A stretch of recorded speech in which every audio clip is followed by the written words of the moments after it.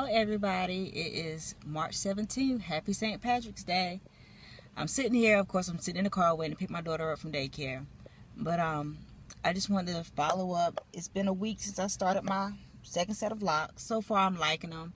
I washed and retwisted them last night, so I'm getting a better look. Of course, as soon as the water hit them, they tried to puff up and come out, but that's okay. I'm using the Jamaican Mango and Lime locking cream, which I used in the past, and it works pretty well on my hair. The first time I did locks, I was in my hair every day. I was taking a swim class, and I had every product made by Jamaican Mango and Lime. I also was using beeswax, just a lot of things that cause a lot of buildup in that first set of locks. And I'm trying to avoid that this time. I know that one of the biggest things with locks is you have to stay patient, which is good for me because right now I'm working on growing, trying to work on losing weight. I'm working on growing physically, as far as getting more healthy, trying to grow spiritually. I grew up in the church. You move away and things just happen, life happens, and a lot of different stresses and things come.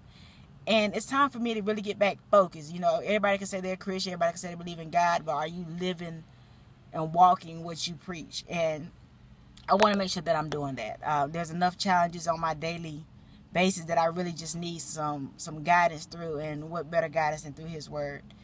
And of course, with my hair, it's just something that I really enjoy going through the process, and I can get frustrated at times, and every lock might not be symmetrical, or the one might be thick, one might be thin, the color might be this way one week and different the next. They might not lay the way I want them to lay, and that's okay. Sometimes it's good to go through those challenges and to accept that things are not always going to be perfect.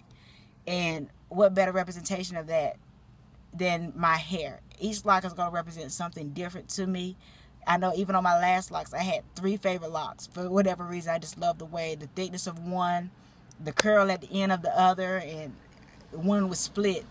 It was a married lock that I had married maybe about a year in, and I just love the way that it looked. But another reason why I came today was I really wanted to share a thought that I had, and talking about me growing spiritually.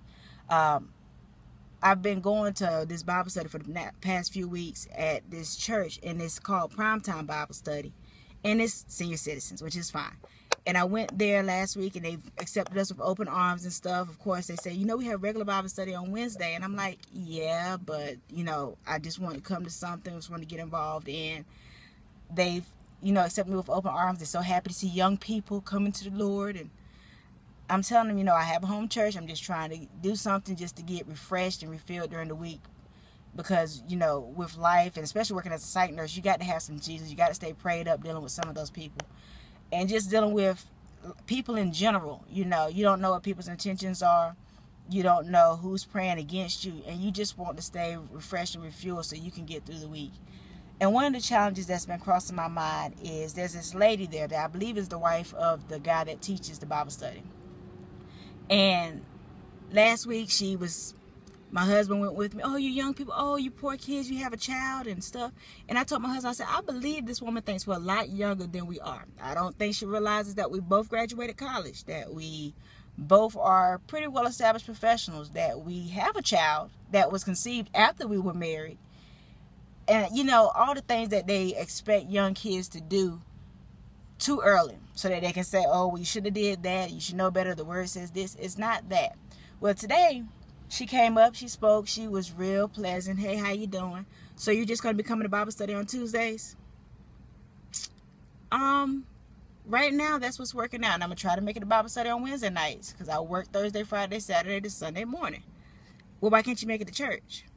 Because I work about 35 minutes away, and by the time I get home, I will barely have had enough time to take a shower to get to church before church starts. Let alone I have to get my 3-year-old ready. I have to figure out how, after I get out of church, I'm going to get sleep because my husband will be going to work. So I'll be up on 24 hours. And of course, I didn't say all this to her.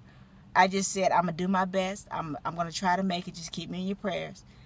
And I just feel like every week I'm going to have to go back expecting to be condemned for not going to Bible study on Sunday. Not Bible study, church on Sunday. It's not that I don't want to go. I'm trying to figure out how I can do it and not be a zombie for the rest of the day.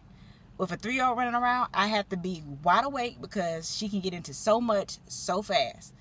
And I'm doing the best that I can. you know.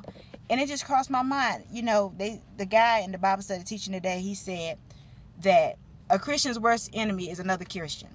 They don't want to see you successful. They want you to join them on the path to righteousness and, you know, go to church and do everything Christ-like. But they don't want you as far as them. And I see exactly what he was saying. And I'm not saying that this is what her intentions were.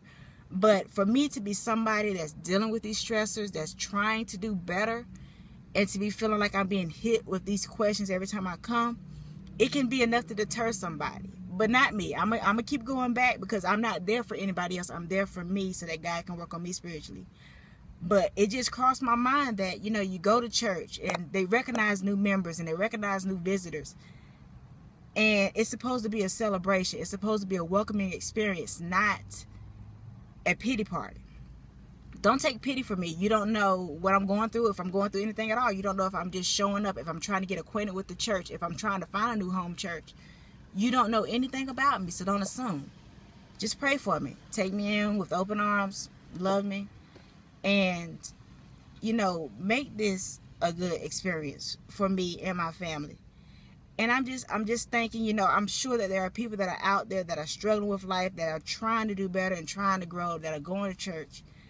And it's going to be that one person that's going to make you feel like you probably should try another church. But don't. Because you're not there for them. You're there for yourself and for God to work on you. And like I've always heard, you know, they say in the Bible, well, 1 or 2 are gathered together in my name. Sorry, where 2 or 3 are gathered together in my name, there may I be also. And God is going to be with you. Even if you're at home praying with your family members, your spouse, your significant other, your kids, don't let anybody deter you from that. Stay focused and just stay prayed up, because he has so much in store for us that we just got to stay focused on. And regardless of what trials and tribulations we have to go through, we have to stay focused. We have to stay prayed up and steadfast in this. And I ask that y'all just keep me in your thoughts. I'm trying my best. I'm trying to stay positive and trying to just let the past be the past and move forward in the future. So that's just my random thought for the day. Again, not really talking about much, but just something that was on my mind. Working on these vlogs, working on just sharing thoughts and sharing my lock journey. And I hope that y'all continue to follow, subscribe, leave a comment. Just follow me. Let me know what you want to hear about. Encourage me. We all need encouragement. There's so much going on in this world. So just leave me some words of encouragement, anything.